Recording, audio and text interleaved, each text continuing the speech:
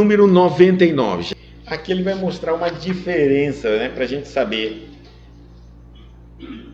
a diferença que existe entre promessas. Existem, porque nesse mundo nós encontramos promessas de tudo quanto é tipo. Mas ele está mostrando assim, que antes de acreditar em uma promessa, analise quem está prometendo. Então vamos lá. Por isso a segunda carta de Pedro, né?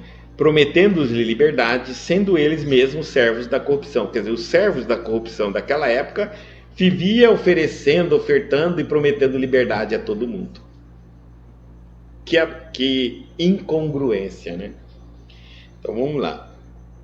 É indispensável desconfiar de todas as promessas de facilidade sobre o mundo. Já estavam falando isso na lição anterior, por isso que eu falo que uma lição é casada na outra. Tá certo? Olha só. É natural que a gente deva desconfiar daquelas promessas de que, olha, você adentrando numa determinada religião, todos os seus problemas vão ser solucionados. Eu não conheço nenhuma religião que resolva todos os problemas nossos, porque cabe a nós mesmos resolvermos. Jesus, que podia, ele está falando assim, ó, Jesus, o ser mais perfeito que teve sobre a terra, que podia abrir os mais vastos horizontes aos olhos assombrados da criatura, ele, né? Se alguém podia fazer algo, era Jesus.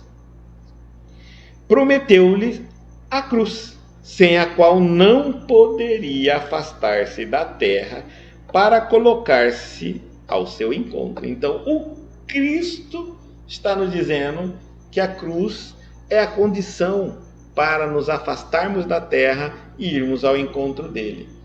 A cruz é um simbolismo, não a cruz física. Significa a renúncia total de tudo que é da terra. Se eu tiver algum apego que seja, estarei preso ao plano terreno, mesmo após a morte. Porque se eu me prendo, ninguém me prende, é eu que me prendo, é eu que me apego, é eu que acho que preciso, é eu que me convenço daquela necessidade. Por que eu estou dizendo que é eu que me convenço? Porque a hora que eu olho do lado, tem um monte de pessoas que não precisam daquilo que eu digo que é imprescindível na minha vida. Então, o problema está em mim. Quando eu me apego em algo desta vida, não importa se eu estou vivo ou se eu estou morto. Eu estou ainda distante do Cristo. Por quê? Por isso a cruz. Volta aquele falando, a promessa da cruz. A cruz é essa maneira da gente despir o nosso espírito de absolutamente tudo que o mundo pode me dar. Vamos pensar em termos vaidade. Qual pessoa vaidosa vai querer ir uma cruz? Ir para uma cruz, ser crucificado. Eu tenho que me libertar do ego, do orgulho. Eu tenho que me libertar até das vestes, porque até as vestes tiram sua para você ser crucificado. Eu tenho que me libertar da violência. Eu tenho que me libertar da autodefesa. Eu não preciso mais me autodefender. Eu me entrego a Deus. Eu tenho que me libertar do status, da posição social, do poder, do dinheiro. Enfim, gente, a cruz aqui simboliza, quando uma pessoa chega a estar na cruz, ela é o último dos últimos. Ela está ali, ela não tem direito nem à vida física dela. Ela tem direito mais. Até o corpo está entregue ali para ser morto. Até o corpo. Então nem isso eu tenho que me apegar ao meu corpo. Nem isso. É para eu chegar na cruz, amando a Deus, servindo a Deus, eu tenho que aprender a renunciar à vida física. E acreditar muito que depois da morte existe vida. Porque senão eu vou achar que eu estou perdendo a coisa mais preciosa da minha vida. Eu vou ter que acreditar muito que o que me espera do outro lado, que a coisa mais simples que eu possa ter do outro lado, é incomparável, a coisa mais preciosa da terra. Aí sim eu vou para a cruz tranquilo, equilibrado. Aqui, o estado, a forma como eu vou para a cruz, nós estamos falando de um estado equilibrado, saudável, positivo, tranquilo. Não, eu não estou indo na marra, me sentindo injustiçado, punido, né, vitimizado. Não, aí eu estou na marra. Aqui, o Cristo falou que os cristãos iriam, falou da cruz para nós, mas irmos para a cruz como ele foi. Ele não foi na marra. Ele pegou a cruzinha dele e foi subindo o Calvário. Ninguém carregou ele na marra, não. Ninguém levou ele na espada, tá? Foi tranquilo. Aliás, eu acho que ele foi o único prisioneiro que não deu trabalho para os soldados romanos em nenhum momento, tá?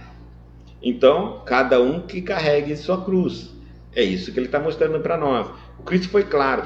E se teve alguém que podia ter prometido a maravilha desse mundo, era Jesus. Ele não fez isso, é isso que ele está falando. Se o Cristo não fez isso, por que a gente ainda acredita que alguém possa fazer isso? Não vai acontecer, né? Então a gente precisa desconfiar dessas promessas, desses absurdos que nós estamos vendo aí. Que o Cristo nos prometeu a cruz, assim como ele foi para a cruz. Por que ele foi para a cruz? Para nos salvar. Lembre disso, que nós já falamos disso aqui. Se ele não tivesse aceitado ir para a cruz, hoje o mundo estaria com muitos problemas. Porque nós também não aceitaríamos, né, se submeter à vontade de Deus.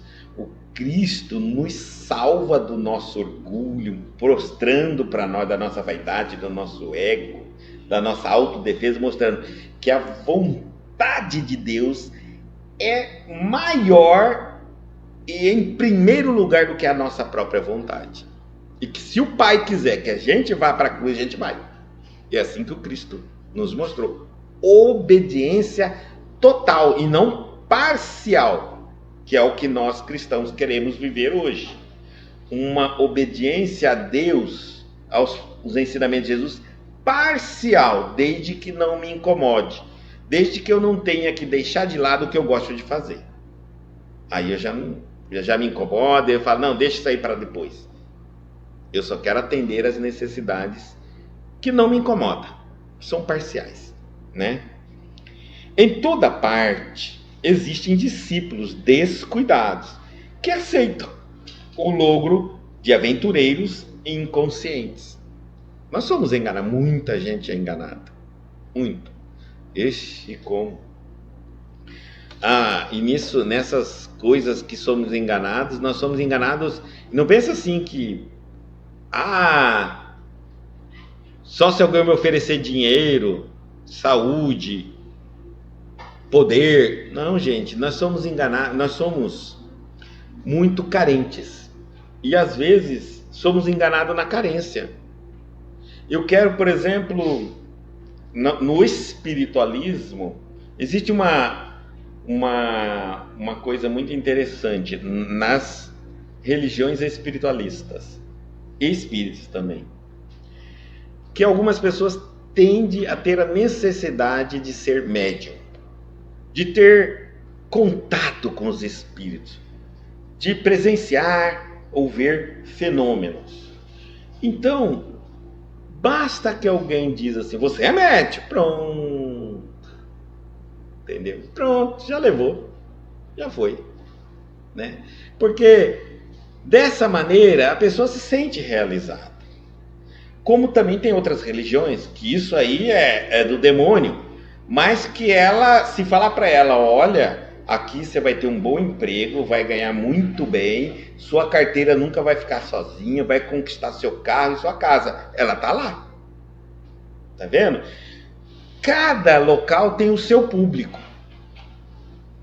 Tá vendo? Então é importante que a gente se analise assim, o que eu estou querendo realmente ao buscar a religião? Algo material? Algo físico? Algo deste mundo ou algo do mundo? do Cristo. Se é do mundo do Cristo, é espiritual, nada material. Nada. Eu posso sentir no meu corpo o que eu busco no Cristo. Paz, tranquilidade, amor, felicidade, alegria. Posso sentir. Mas o que eu posso encontrar através da religião, eu não posso tocar. Não posso ter cheiro. E muitas vezes não posso ver. Tá? Aí é uma religião espiritual e não casada com o material. Senão sempre tem uma escorregadinha. Aí ele está dizendo, por que essas pessoas, que os discípulos descuidados caem na conversa dos aventureiros inconscientes? Lembra que os aventureiros, eles são inconscientes. Então, olha, muitas vezes aquela pessoa que está enganando, ela acredita na mentira dela. Ela não está te enganando por maldade, não. É você que se diz cristão que não deveria cair. Mas ela não está enganando. Ela acredita naquilo. Você já chegou, por exemplo, tem vendedor de carro que ele acredita. Eu estou falando que ele acredita porque não é porque ele fala. Se você ouvir a vida dele, é o carro. Ele acorda, sabe o que ele faz? Primeira coisa é limpar o carro antes de sair da garagem. Ele passa o final de semana cuidando do carro. Ele abre todo o carro, ele limpa todinho o carro. Você não acredita? Ele sabe tudo do carro dele. Depois ele vai para a concessionária. Quando ele vende o carro, ele fala que o carro é verdade. Ele não está enganando o cliente. O carro é para ele o sonho da vida dele. É mais do que mulher, casa, tudo. É o carro dele. Você está entendendo? Então, quando esse vendedor vende um carro para uma pessoa, ele não está enganando a pessoa. Ele não está iludindo a pessoa. Ele está iludido. Que ele está passando para a pessoa é a ilusão dele. Nesse caso, ele não está tão errado, não. Quem está errado é quem caiu na ilusão, que tem o direito, a inteligência e a percepção de analisar. Então, que a gente tome muito cuidado em dizer, o fulano é mau caráter porque está vendendo carro, enganando as pessoas. Não está, não. Ele acredita. Então, cuidado para você não acreditar no que os outros acreditam. Para isso você tem o Cristo, a lógica, o seu raciocínio, a sua inteligência. Por que cai ainda? É que ainda não aprenderam a lição viva do trabalho próprio a que lhe foram chamados para desenvolver atividade em particular. Muitas vezes, nós ainda, cristãos, não sabemos qual é o nosso trabalho. Às vezes, eu sou cristão desde que nasci. E se alguém me perguntar, por que você nasceu? Por que você está vivo?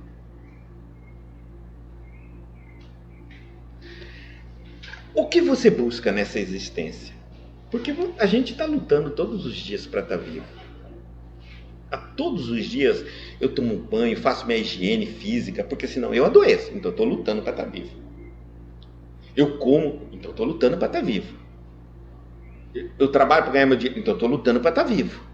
Eu tomo cuidado com a violência, então estou lutando para... Então é uma luta para estar vivo. A pergunta é, por que você está lutando para estar vivo? Só para ter mais um dia de vida? Mais 2 dias de vida? Mais 3 dias de vida? Para quê? Então, muitos de nós, quando pensamos sobre isso, ficamos assim, parece que eu estou embalado numa energia chamada multidão. Como todo mundo luta para viver, todo mundo diz que essa é certo, então eu estou indo nessa. Mas realmente, se eu parar para pensar, por que eu, não porque os outros estão vivendo, mas porque eu estou vivendo, porque eu luto, porque eu estou vivo, porque Deus não me leva. Às vezes eu vejo pessoas saudáveis, muito mais saudáveis, muito mais jovens, muito mais inteligentes, muito mais atuantes, morrem. Do nada. E aí eu perco e eu não estou fazendo nada de importante. Né? Às vezes a gente vê pessoas que estão lutando, que fazendo trabalhos gigantes. A gente fica assim meio chocado quando a gente vê Chico Xavier morre. Morreu Chico Xavier, Madre Teresa de Calcutá. Aí eu penso, por que eu não morro? Porque eu entendo que Chico Xavier está vivo, eu entendo porque Madre Teresa, mas eu não entendo por que eu estou vivo. O que realmente eu estou esperando? Então, ele está falando assim, ó, a gente ainda está... nós ainda não aprendemos a lição viva do trabalho próprio que nos cabe, o que devemos nós fazer. Por que estamos vivos? Nós estamos vivos porque Deus está nos dando uma chance de nós refletirmos sobre a nossa vida e analisarmos o que está precisando mudar em minha vida. Eu não estou aqui neste mundo para ganhar este mundo. Eu estou aqui neste mundo para ganhar o controle, o domínio, a permissão e o amor por mim. Então, quando eu estou aqui para poder refletir sobre eu mesmo, é por isso que eu estou aqui. Eu não estou aqui para mudar ninguém à minha volta, porque eu não tenho esse poder. Mas eu posso mudar eu mesmo se eu decidir. Ninguém pode me mudar se eu não permitir. Então eu estou aqui nesse mundo, cada dia que passa, é Deus dizendo assim, ó, você vai mais um dia para a escola da vida. Nessa escola da vida, talvez hoje, é o dia que você vai acordar, por exemplo, num determinado defeito, vai perceber um defeito e vai corrigir.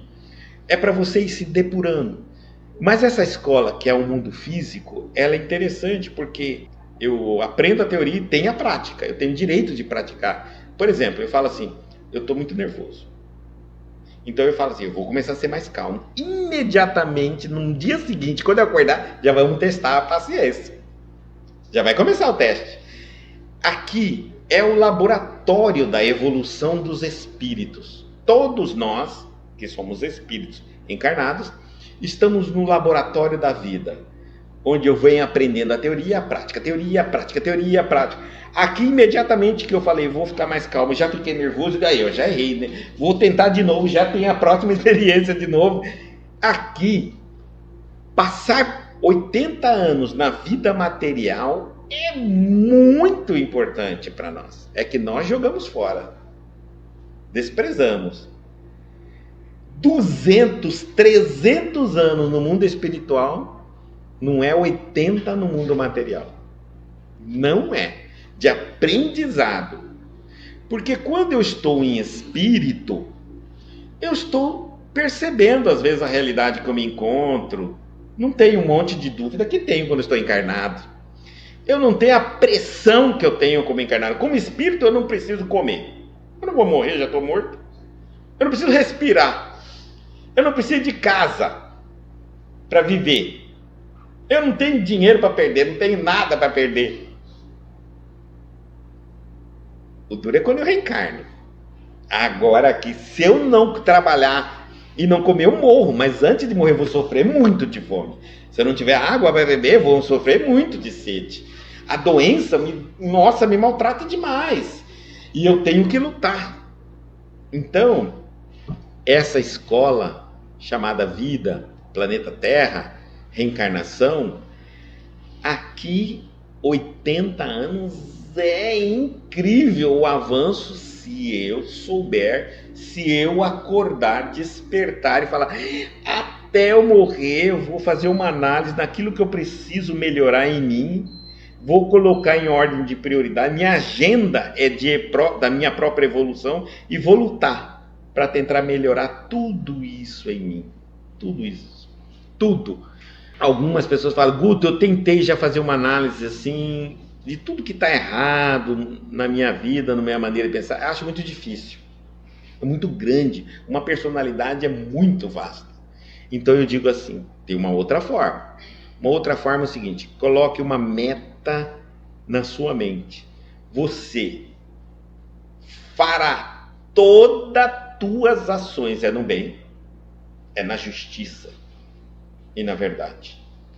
Todos os seus pensamentos vai pautá-lo no bem, na justiça e na verdade. todas as suas palavras sairá para o bem, para a justiça e para a verdade. Enfim, pensamento, palavra, atitudes. Se você já colocar isso como meta, lógico que você não vai conseguir cumprir logo de cara, mas você já vai começar a perceber você. Por exemplo, acontece um acidente, vem aquele ímpeto de você agir como você agia antes, como você aprendeu ou como você nunca observou. Mas agora, como a proposta é fazer o bem, a verdade e a justiça, você vai perceber, olha só o que eu estou fazendo, não é justo, ou não é verdadeiro, ou não é bondoso. Então não vou mais fazer, já mudei. Então eu tô me tornando dessa maneira vigilante de mim mesmo. Eu estou autovigilante. Assim, eu vou coibindo, impedindo, interrompendo os meus padrões habituais. Muitas vezes são culturais. Eu vou interrompendo ele.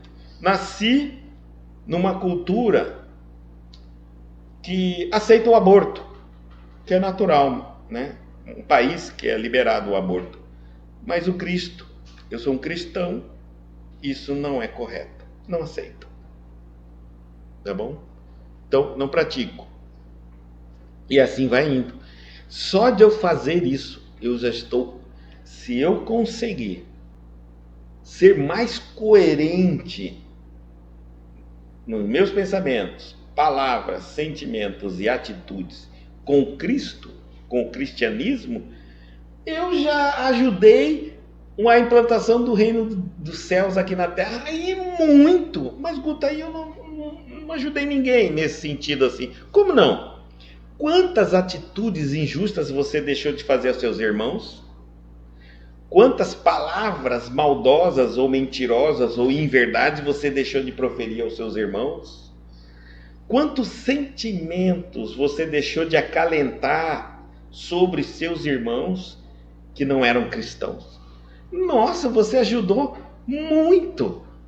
Porque se nossos pensamentos têm poder, têm força, você não imagina quanto um pensamento destrutivo que parte de nós em direção a alguém, seja de raiva, de inveja, de ciúme, pode ir atrapalhar no mínimo a vida daquela pessoa, que ela podia ter uma vida mais leve, mais tranquila, sem o seu pensamento pesaroso em torno dela.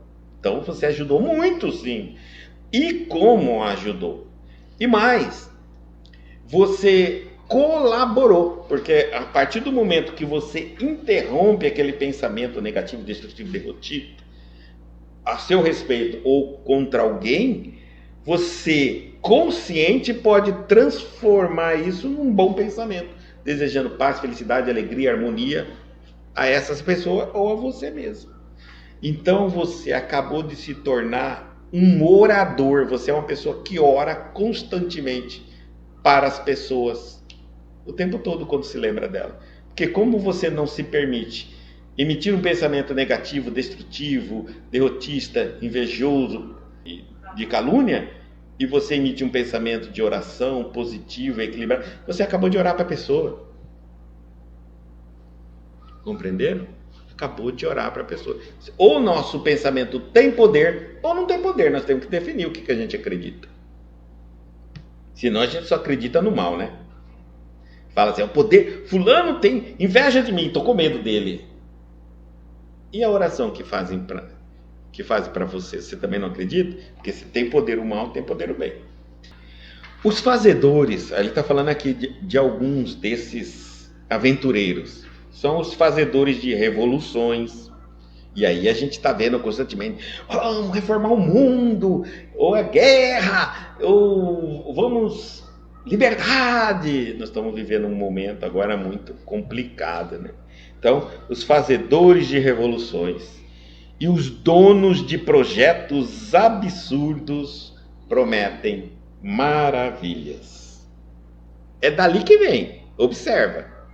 Quem é que promete coisas assim gigantes? Geralmente são essas pessoas que gosta de revolução, né? Que gosta de projetos absurdos.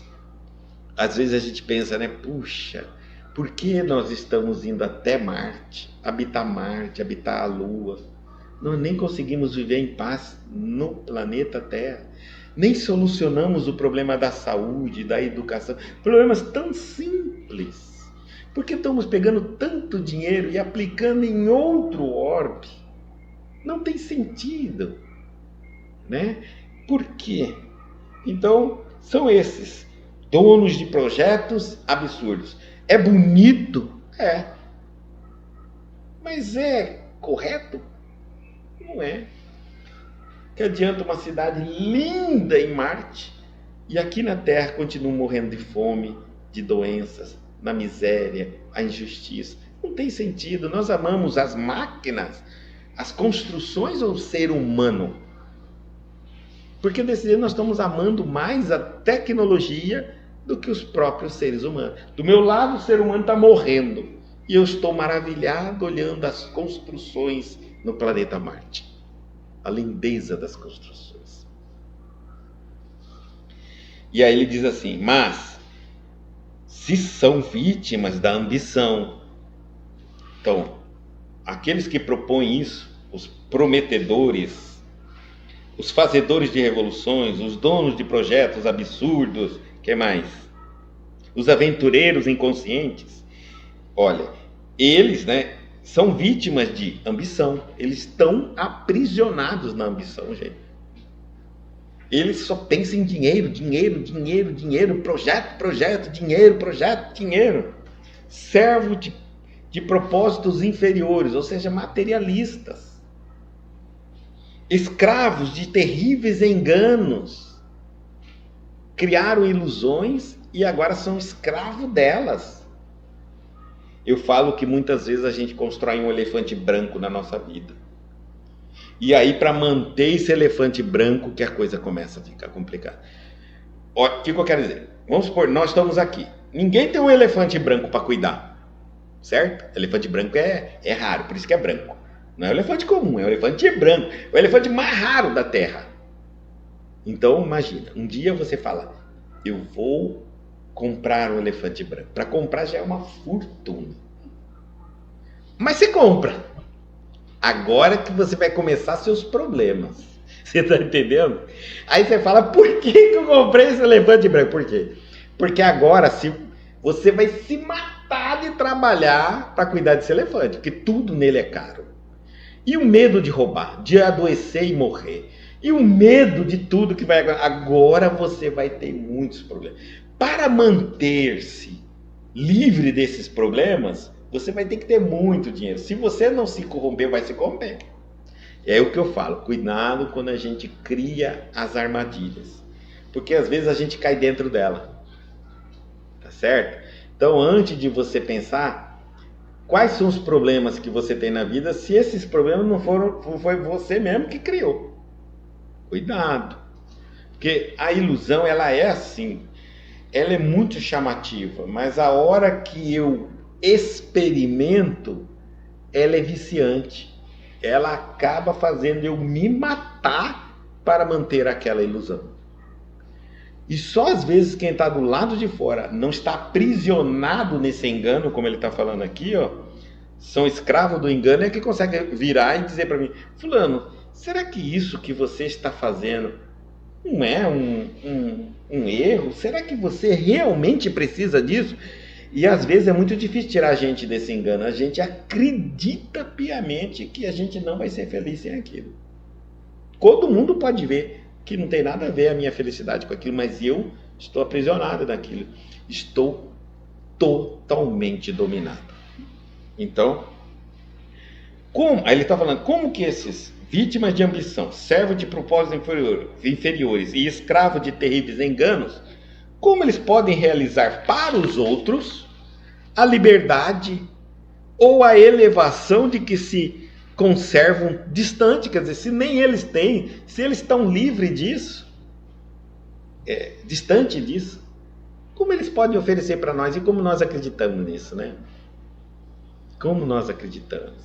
Às vezes a gente vê aquela pessoa lutando pelo povo, pelo isso, por aquilo.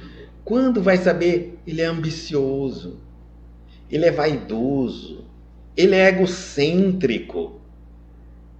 A luta até que ele está tendo é muito bonita, mas não vai morrer ali, não vai resolver. Sabe por quê? Porque a hora que ele vencer, vai ser agora ele que vai dominar. Compreenderam? Ele só está querendo tirar o poder do outro, que também é egocêntrico, é vaidoso, é ambicioso. Aí eu apareço dizendo, falando que aquele está errado e que eu vou promover. Eu também sou a mesma coisa, eu troco de figurinha, de 6 para meia dúzia. Só fica fazendo assim. Porque nós não analisamos para onde, quem é aquele que está falando, afinal de contas. Porque o outro também começou assim, falando as mesmas coisas. E assim vai indo. Porque sempre aqueles que prometem, a gente acredita mais na promessa do que em quem promete.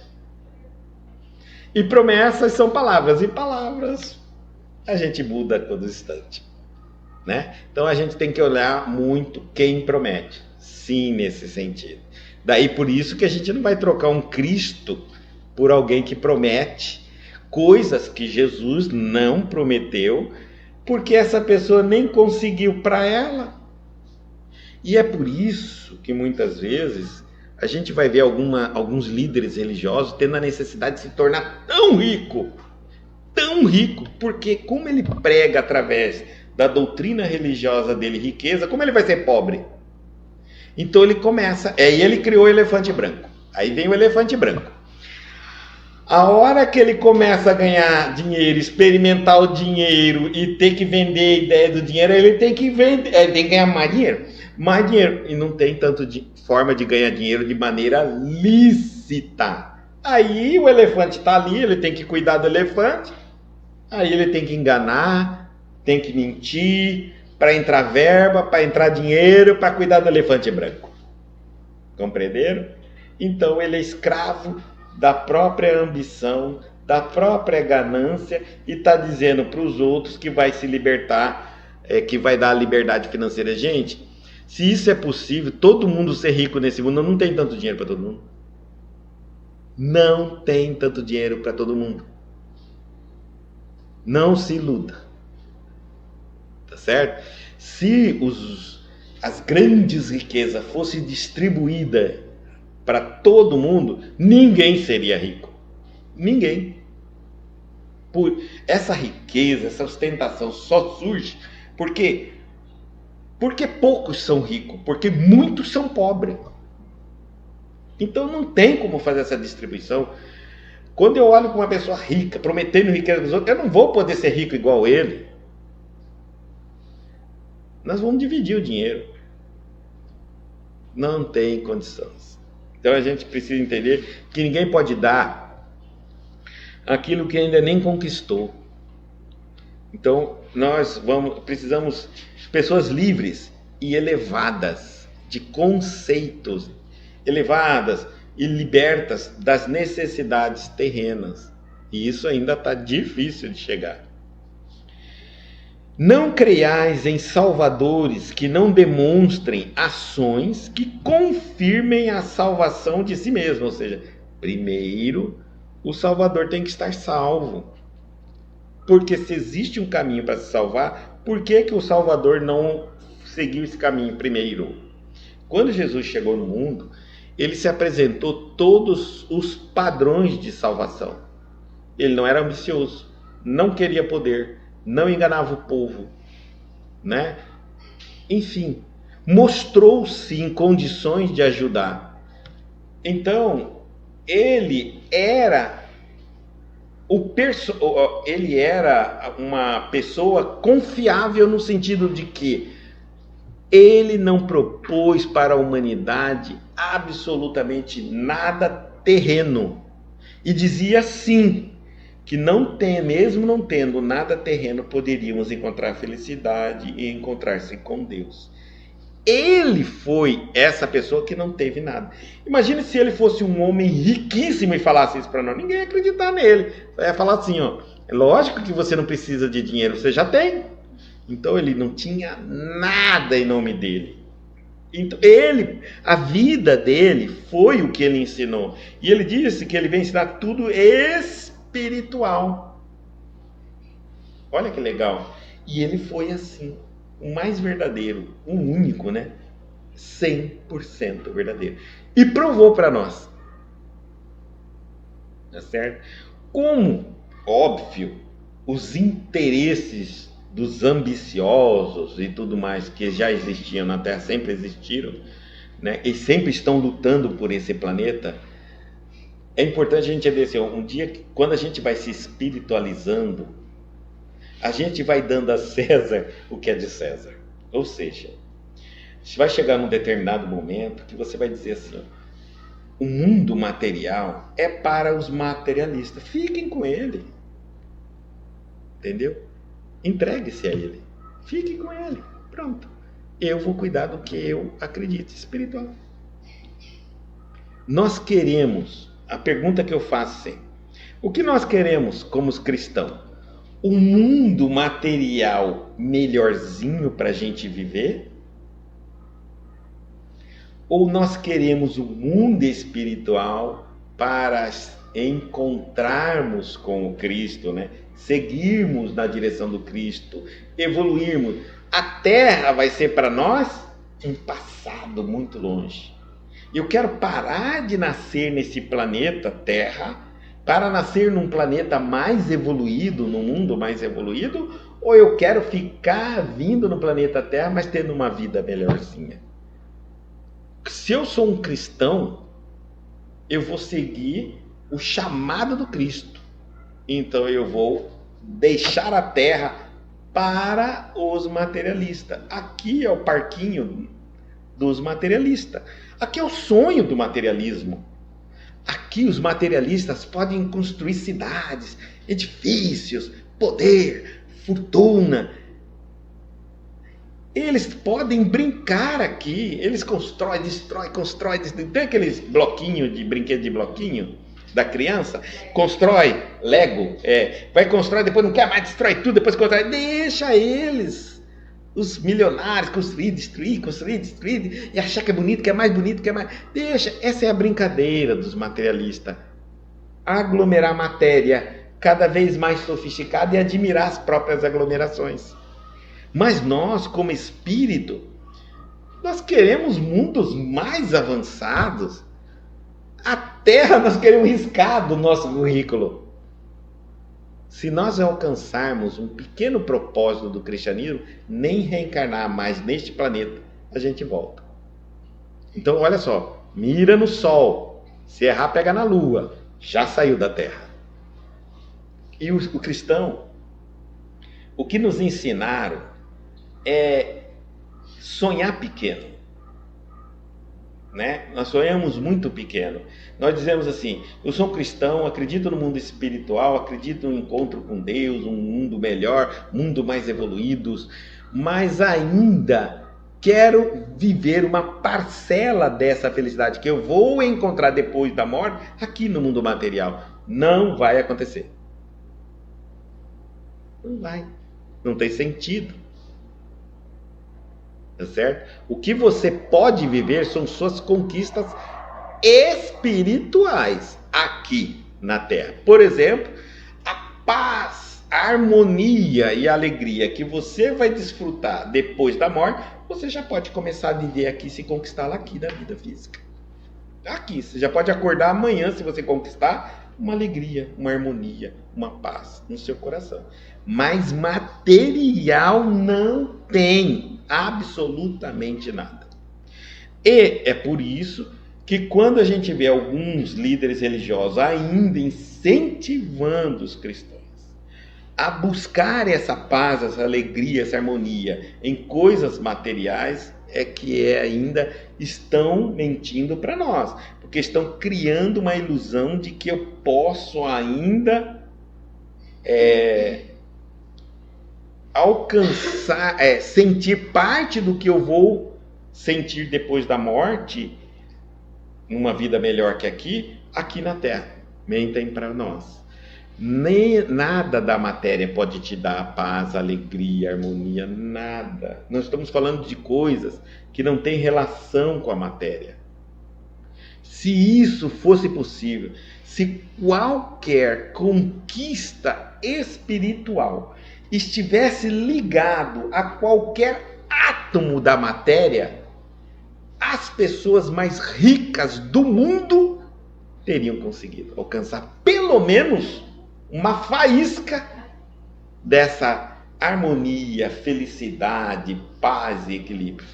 E o que a gente assiste? Nos grandes castelos, mansões, depressão, vício, droga, prostituição, tudo que não... Você não encontra ali ninguém satisfeito espiritualmente, com tanta matéria, com tanto poder. Se qualquer coisa do nosso corpo físico nos proporcionar, qualquer átomo do nosso corpo físico nos proporcionasse qualidade de vida espiritual, os seres mais lindos do mundo já tinham apresentado isso para nós. E o que a gente vê? Suicídios, overdose em drogas, prostituição.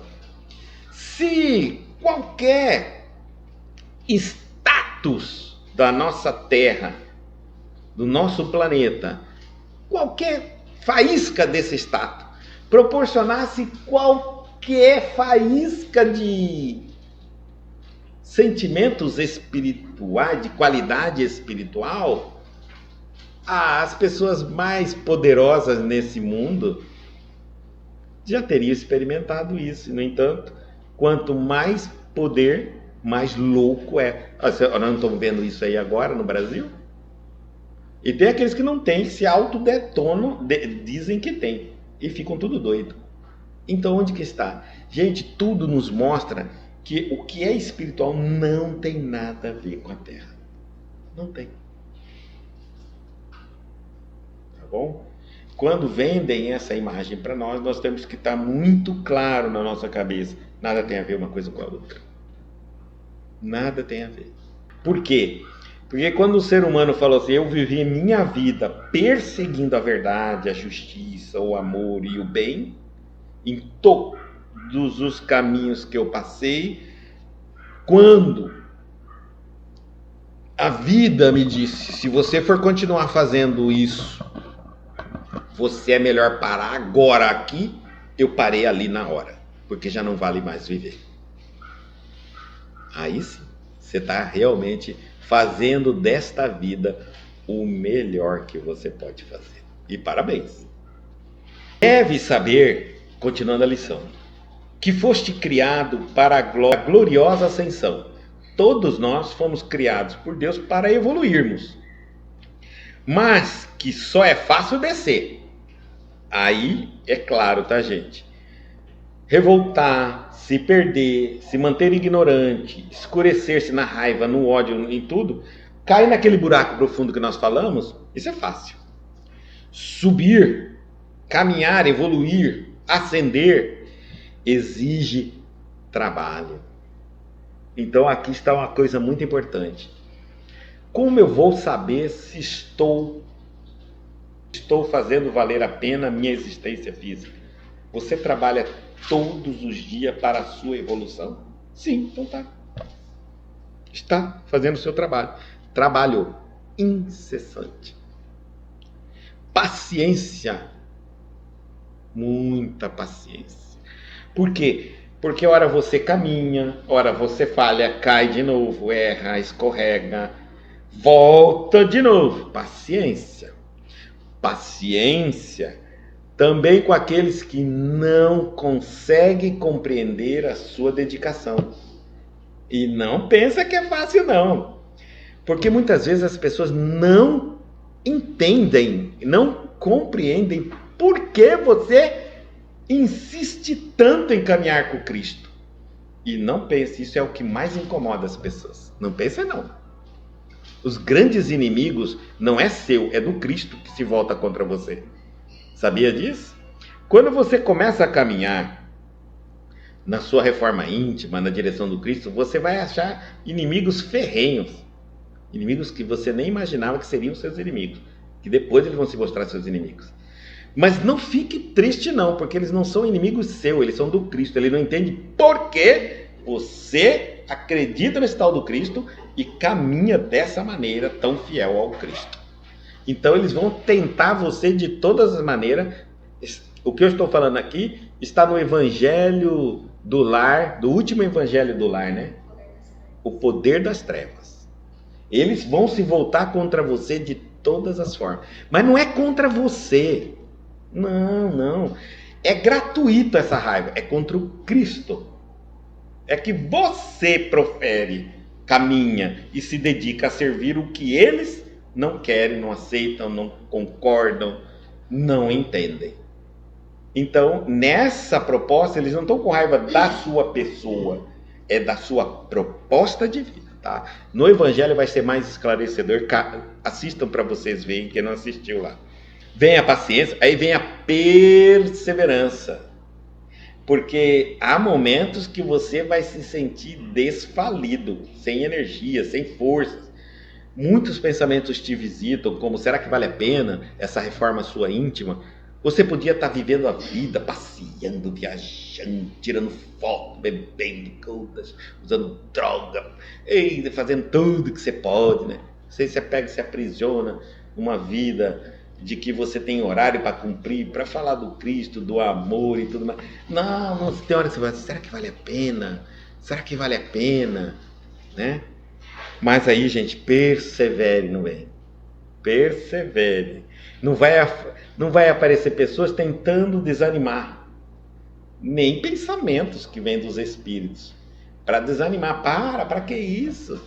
O que adianta? Você vai lá, fala. Não, mano, ninguém tá nem aí. Para. Que bobeira. Perdeu sua tarde. Vai passear. Tem tanto lugar bonito para conhecer, né? Eu conheço pessoas que até adoecem no viajar. Adoece.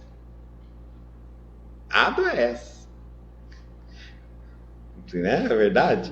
Então cada um tem suas necessidades, né? Eu, por exemplo, eu adoeço se eu não estudar o cristianismo. Adoeço. Se eu afastar do estudo, da meditação, das reflexões, do entendimento e do auxílio ao próximo, eu adoeço. Eu saí de um hospital psiquiátrico e retornarei se eu estiver fora desse trabalho de servir ao Cristo. Há uma necessidade íntima minha. Mas não tem essa necessidade do passeio, da viagem, dessas coisas eu já não tenho. Então, tá bom. Né? Pior seria que eu tivesse os dois. Aí não ia dar certo, eu nunca ia ser feliz, porque não ia dar como unir os dois. Então, graças a Deus, eu tenho esse perfil para servir ao Cristo. Tá? Essa é a fonte da minha alegria. Preciso só de energia e saúde só para servir e para poder estudar, não para ensinar também, né? Porque ensinar não adianta muito assim. Para mim é bom, mas para eu aprender, eu crescer, eu modificar e eu evoluir. Essa é a minha proposta. Se eu me afasto muito disso, eu me sinto mal, começo a me sentir muita fraqueza, eu não consigo ter uma vida normal de muitas pessoas que nunca tiveram, às vezes conversando com muitos, necessidade de estudar o cristianismo. Seguinte, mal e mal ler a Bíblia uma vez, nem lembro mais como é que é. Tá?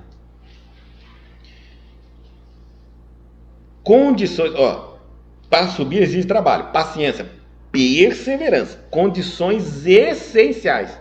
Não tem jeito. Trabalhar, paciência e perseverança. Essas são as condições essenciais para o encontro do amor e da sabedoria. Por experiência, eu vou dizer uma coisa a vocês. Os 20 primeiros anos de dedicação, você não consegue abrir o seu entendimento. Os 20 primeiros anos de luta, de estudo, reflexão, comparação, estudo histórico, você ainda fica preso nas letras. A sua mente só abre, eu estou falando isso porque tem gente que está estudando bastante, veja se você tem menos de 20 anos, fique tranquilo. Depois do 20º ano, a faculdade na Terra é 5 anos, que a gente sabe que sai de lá não sabendo nada. A parte espiritual, a faculdade é 20. É 20 e aí vai abrir o seu entendimento. Antes disso, você esquece. Não vai conseguir. A não ser que você já tinha 20 anos de dedicação em outra existência. Aí sim, né? Porque muitas pessoas que se abriram com 20 anos nessa já foram padre, bispo, e outras religiões, já foram magos. Então já vem reencarnações e reencarnações, dedicando a vida inteira em cima disso. Chega nessa existência, 20 anos é fácil para ser despertado. Tá? E muitas vezes eu vou começar nessa, mas nunca fui uma pessoa que estudou em outras reencarnações, que foi um bispo, que foi um padre, que foi uma freira, que foi um pastor, que foi um mago, que foi uma feiticeira, nunca foi uma pitonisa em outra vida.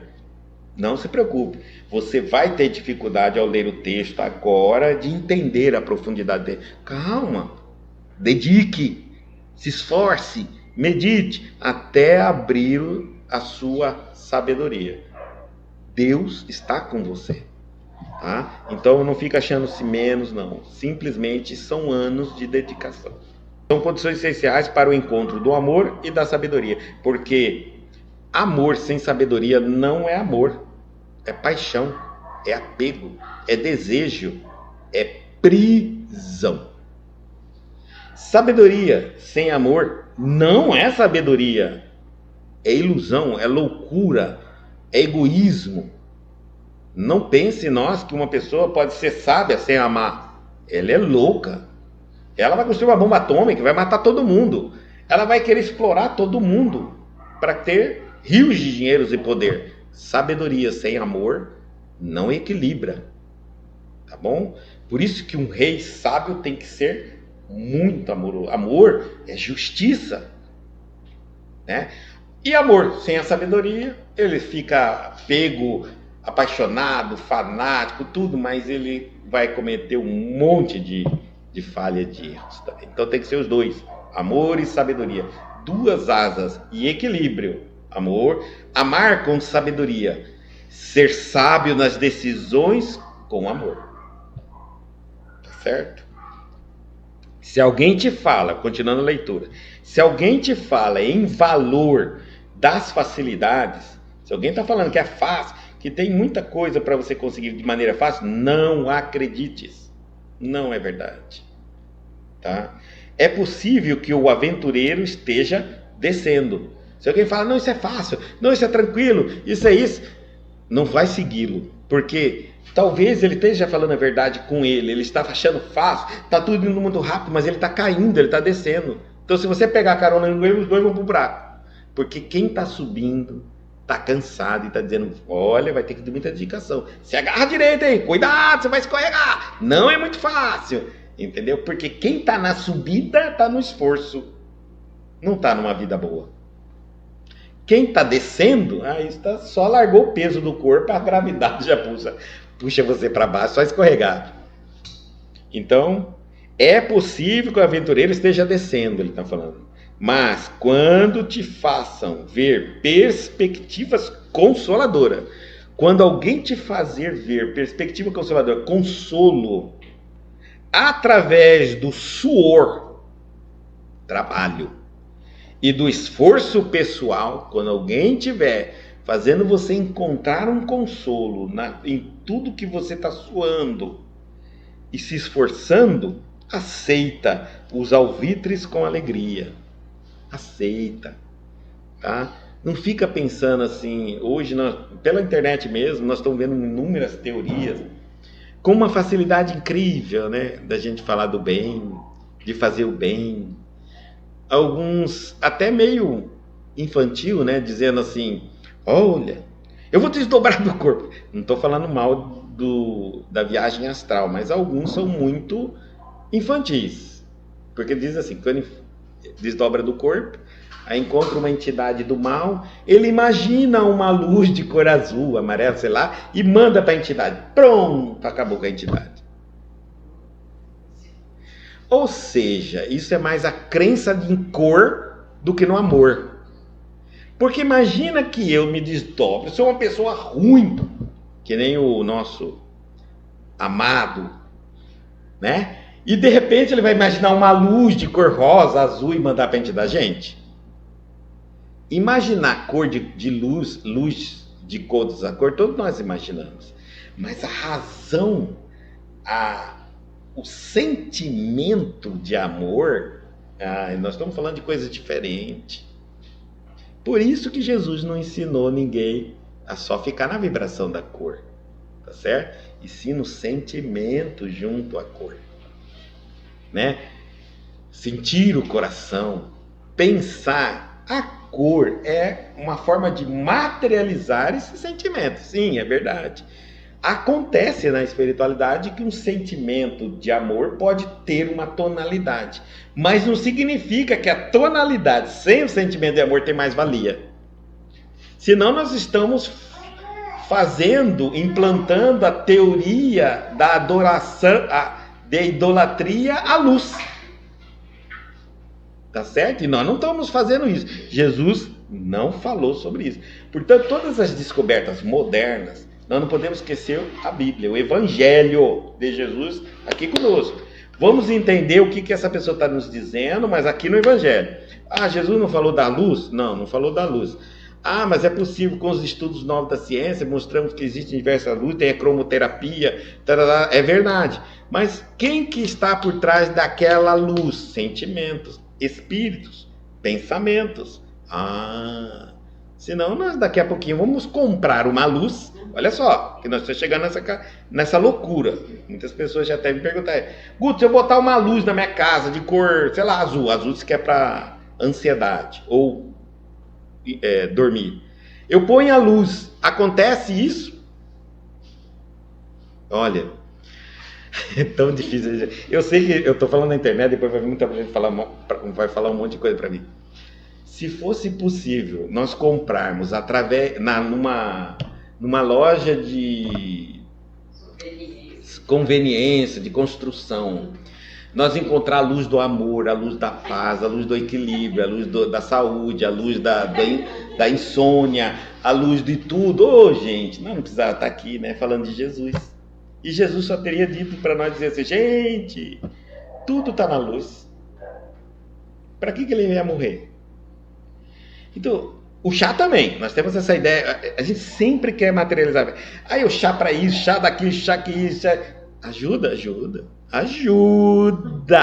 A luz ajuda, te dá uma noção. A luz, naquela cor, entrando, você pensando. Se você, na hora que estiver debaixo da luz azul, refletir o motivo pelo qual você está muito ansioso, muito estressado, daqui a pouco pode apagar a luz que você resolveu o seu problema.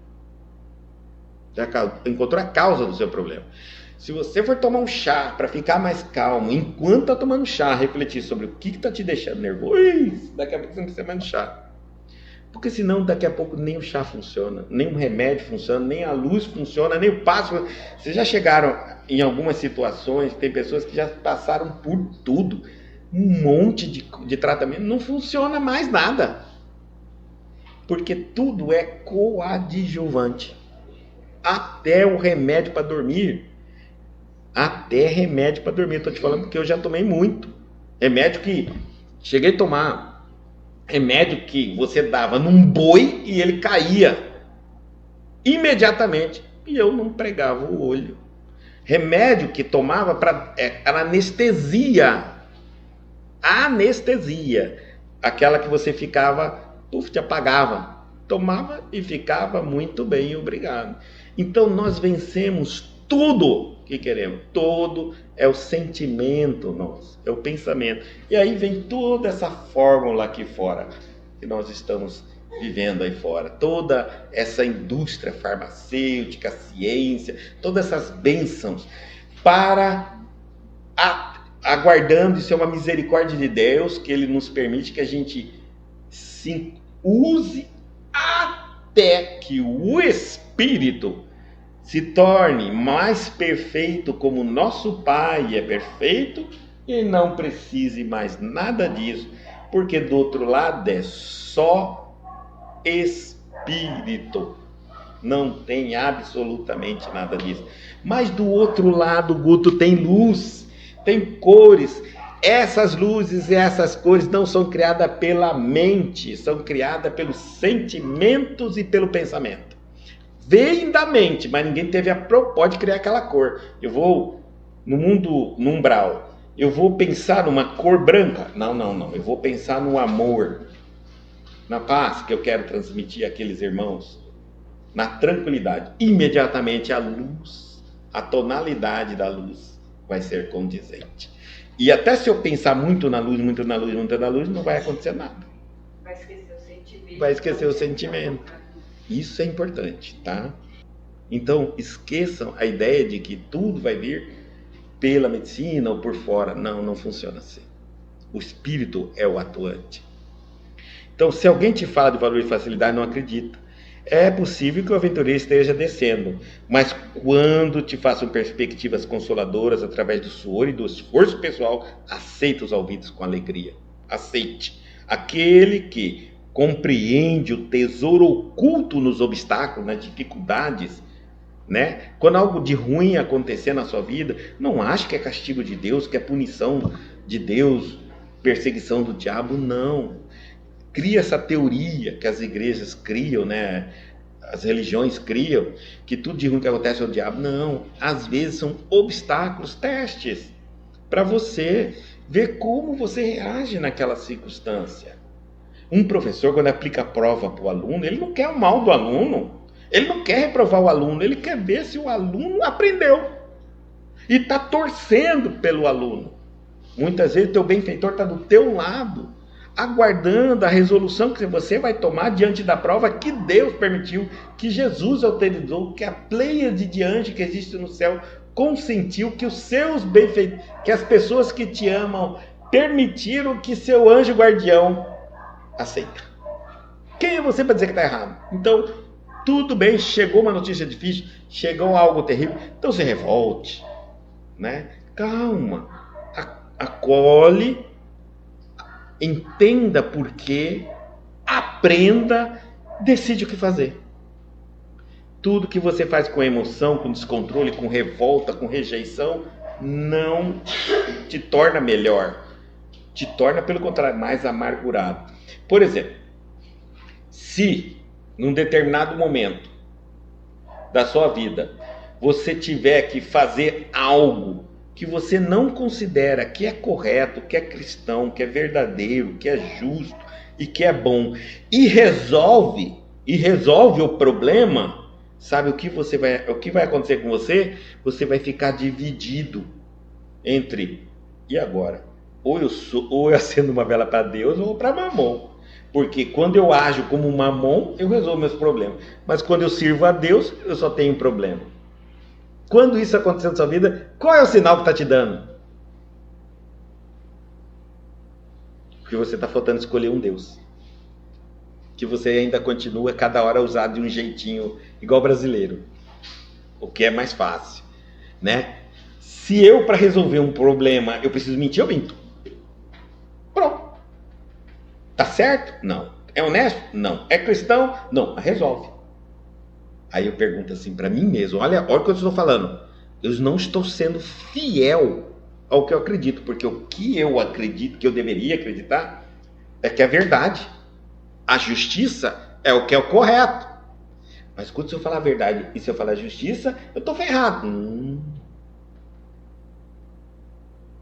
E agora? Você vai ficar com quem? Né? O que é que Deus quer? Faça a sua parte, seja correto, seja honesto, seja verdadeiro. E o que vai acontecer? A sua. O cristão, ele tem que ir criando a realidade para argumentos reais, viver a realidade. E lógico que como nós estamos em um mundo inundado de mentira, de ilusão, aquele que começa dentro da verdade vai levar umas pauladas. Principalmente que você vai indo contrário a todo um sistema de mentira. Olha, Jesus falou que o diabo é o senhor da mentira. Entendeu? Nós estamos indo contra o chamado diabo, demônios, né? Então, por que isso? porque isso domina o mundo. A mentira é mais rápida, a mentira engana, a mentira é esperta. Tudo isso mexe só com o seu ego. Mas sua consciência é: meu Deus, eu sou mentiroso. Meu Deus, eu não gostaria de encarar o Cristo agora. Já imagina você falando no telefone e o Cristo ali do teu lado ouvindo você. Então, é isso que tem que fazer. Cada atitude, cada palavra, pensa e calça ela dentro do seu sentimento. Olha, eu acho que eu não preciso falar isso. Mas e se eu não conseguir, por exemplo, convencer a pessoa pelos argumentos racionais, verdadeiros, bons, éticos e morais? Porque se eu me permito ir afastando da verdade, logo logo eu estou num emaranhado de mentiras anticristã.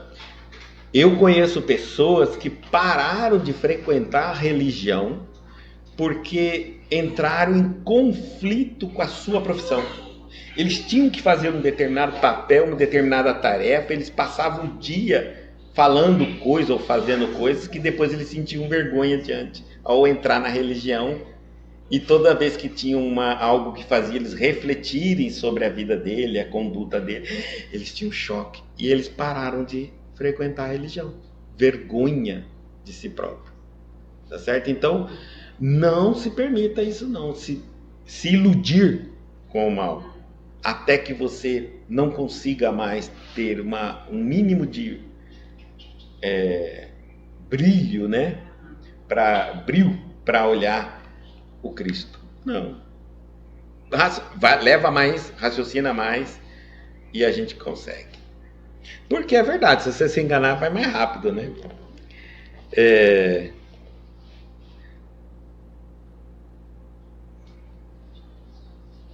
Dizem, é assim, ó.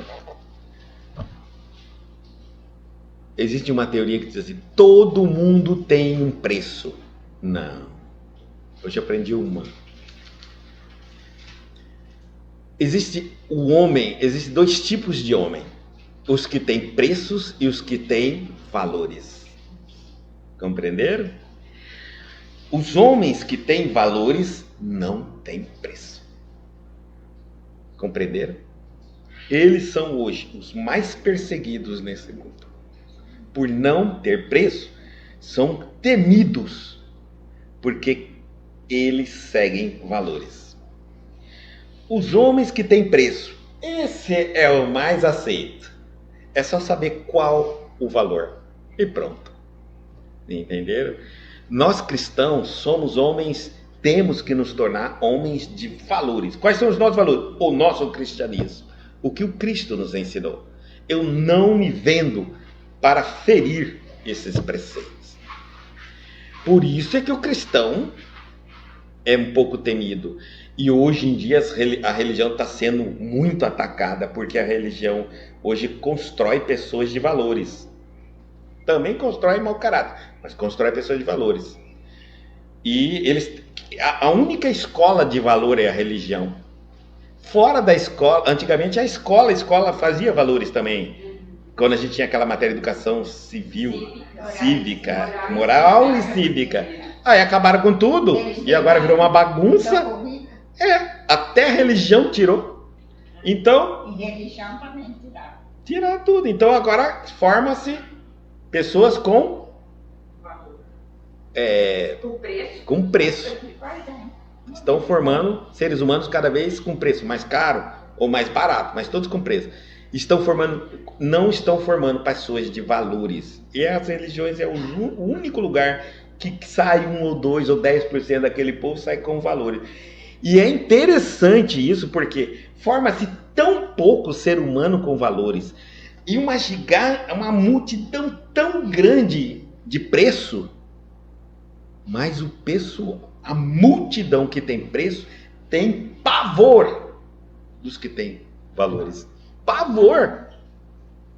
Você tem pavor. Como a gente amedronta uma pessoa. Como amedronta as pessoas quando você diz assim: eu deixei o emprego, ganhava tantos mil reais, mas pediram para eu fazer uma coisa que não é certa. Com esse salário que você ganha, eu fazia até pior. Você é bobo. Numa crise dessa, Onde você vai arranjar outro salário desse? Entendeu? Acontece que eu tenho valores, eu não tenho preço. Você não tem perfil. Você não tem perfil para ganhar dinheiro. Para ganhar dinheiro não tem perfil. Né? É verdade. Quando você encontrar alguém que valoriza, que mostra consolo no seu sofrimento, na sua dificuldade, na sua luta, para você ser um ser humano melhor, nas suas renúncias, para você ser um ser humano melhor, é essa pessoa. Acredita, aceita. Aquele, finalmente encerrando, aquele que compreende o tesouro oculto nos obstáculos, na dificuldade, e dele se vale para enriquecer a vida, aprender, desenvolver, né? Inclusive resistência de pancada, está subindo e é digno de ser seguido. É esses que a gente vai ouvindo deles. Tá? Por isso, nós vamos muitas vezes entender, agora muitas pessoas falam assim, me disseram que eu era médico, e aí então eu passava algumas dificuldades, no caso da religião espírita. Algumas dificuldades, então eu fui, começa assim, eu tendo dificuldades e vou buscar uma solução para essas dificuldades. E aí encontro-me com a mediunidade. E depois que eu entro na mediunidade, pensando que tudo ia melhorar, tudo ia ficar muito bom na minha vida, porque a gente sempre pensa isso, eu entrei na religião, agora tudo vai acontecer. Aí que o trem piorou. Por quê? Porque aí vem os assédios dos espíritos. E aí, cada vez que eu ia até o benfeitor, vai falar, mas eu estou servindo, eu estou fazendo caridade, né? E aí ele dizia assim, olha, mas o médium que não experimentar o sofrimento, um pouco do sofrimento da humanidade, como vai falar do bem? Então, médium bom é aquele que passa de tudo na vida dele. De tudo. Na família dele, tudo que você imaginar ele passa ali dentro. Na profissão, na parte espiritual, na parte da saúde, dores, ele pode não ter doenças, né? Se ele tiver a serviço do bem mesmo, ele pode até não ter doença, mas que ele vai passar as dores das doenças dos outros, ele vai passar todas, tá? E ele vai ter que aprender a sorrir e servir com as dores. Ele vai ajudar tendo dores horríveis no estômago, cabeça, tontura, febre, e não tem nada. É tudo espiritual. Dos espíritos que ele vai tratar. Tá certo? Perseguições, inimigos gratuitos, pessoas que vão olhar e vão detestar, vão fazer de tudo. Isso é necessário. E não está errado, não é o caminho. Eu vi algumas pessoas falando, isso é maldição, porque minha vida piorou, porque as pessoas comparam, né? Não, gente. Os benfeitores são claros, aqui é bem claro. É desse sofrimento. Agradece que a dor que você sente vem dos espíritos que você vai tratar e não é tua. Porque depois que você trata, ela acabou. Porque o dia que for tua, tem coisas que não tem cura. Então você é saudável, tá certo? Mas é tua algumas coisas. Então vai lutar. A energia, depois a energia é terrível. Quem tem problema de energia, médico que tem problema de energia, aceita, gente. Antes tem problema de energia do que problema de doenças mesmo. A energia, que doença é essa? Então aceita. Vamos trabalhar para que a gente entenda que nos obstáculos existe consolo. Servir a Jesus não é viver no palco das ilusões, das rosas, das fantasias. Não, gente. É no palco da luta, do sofrimento, da dificuldade, da reforma íntima, da busca. Mas não que o cristão vai buscar isso. O cristão não vai buscar porque ele se ama, mas ele não vai se revoltar quando isso lhe acontecer. É diferente. Nós não estamos pedindo sofrimento. Não estamos fazendo aqui uma ideologia ao sofrimento. Não, mas nós não estamos querendo dizer que um cristão sabe sofrer. Sofre em paz, sofre com harmonia, sofre sorrindo, sofre servindo, sente dor servindo, sendo perseguido sente dor, faz caridade até com os inimigos, acolhe até os que perseguem.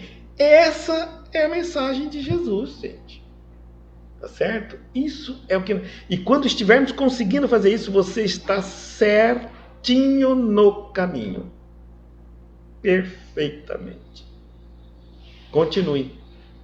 Não espera holofote, aplauso, parabéns, obrigado. Não. Isso nem Jesus teve.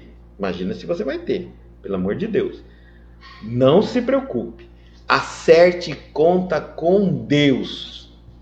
Com os homens, ninguém te deve nada e você não deve nada a ninguém.